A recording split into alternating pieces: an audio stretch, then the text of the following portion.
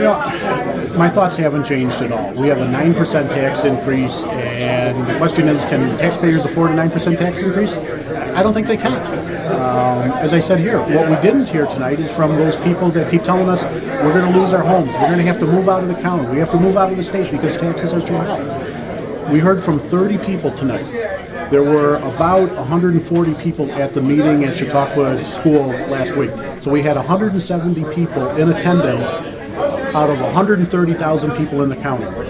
Every person that has spoken, I believe every person that has spoken, either of the two meetings has belonged to a certain constituency. If they were part of veterans, they get those services. They're part of youth, 4-H, they get those services. They get services from the Office of the Aging. Again, that means we have 129,000 residents out there that are owning homes, paying taxes, businesses that tell us that our taxes are too high. It's not good enough. I'm surprised at Mr. Barmore's comments. Mr. Barmore ran for election on county government costs too much. Government costs too much, we have to cut. And then he speaks tonight in favor of all of the good things we do. I'm in favor of all of the good things we do. We have wonderful employees. They work hard.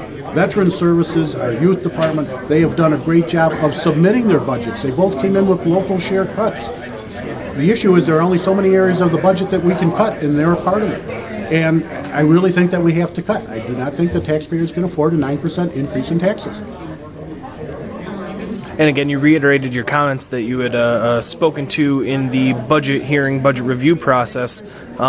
Not so much interested in hearing from department heads again tonight. You almost said they came in with the wrong mindset. It is, and this is, like I said, it's the 13th time I've been through this. What happens is department heads, as they should, they justifying their positions.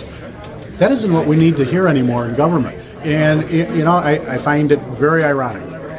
As everybody knows, I'm chairman of the Democratic Party in Chautauqua County.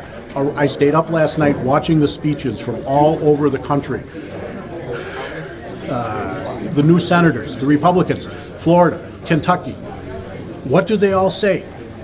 We have, I believe, 60 new members of Congress, Republicans, going to cut taxes. The only place we don't have to cut taxes is Chautauqua County. There is a disconnect here that I am having a hard time coming together on why, as a Republican agenda, it's the right thing to do. And I told somebody today, I think that I need to go and join the Tea Party or something because I am more fiscally conservative than the members of the Republican Party. There's something wrong here that it's the Democrats leading the charge to cut taxes. Sure. We should all be leading the charge to cut taxes. Go ahead. Well, what do you think about that claim I told you earlier about that all of a sudden the Democrats came in at the last meeting that we're hearing and said, wait, we need to make more cuts? I mean, do you feel that's kind of true, or do you think that's... That's true, and that's also the process. During committees, there's always some minor adjustments to the budget, very little done. The budget process should really be changed so that it is done entirely by this type of thing. It should be a committee of the whole, the entire legislature. It isn't, as legislators, one of my main complaints has been the committees tie a legislator to being an advocate for a very small portion of the county budget. That isn't what we're here for. We're here to represent all of the taxpayers all of the time on all of the issues. And we don't do that. We become the advocates for our employees, for the county executive, for the department heads. That's not our job. That's not what we are elected to do.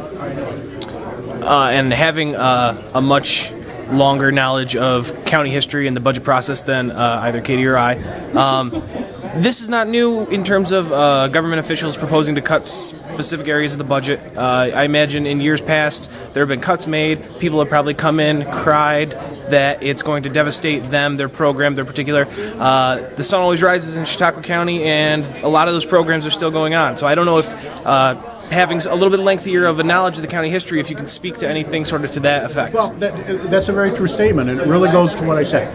I believe that there are ways within government for us to do things better. I don't think that we've maximized everything that we've done, but there is there's really no impetus on department heads to go out and do that because they're working themselves out of a job.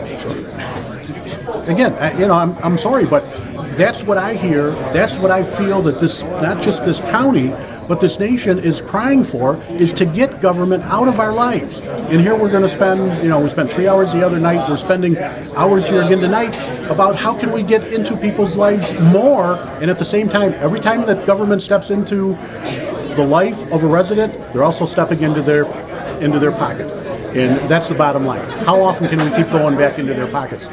Something has to give, and if we don't start trying it today, we're not going to do it next year, we're not going to do it the following year, and the exodus from this county continues. Sure. Perfect.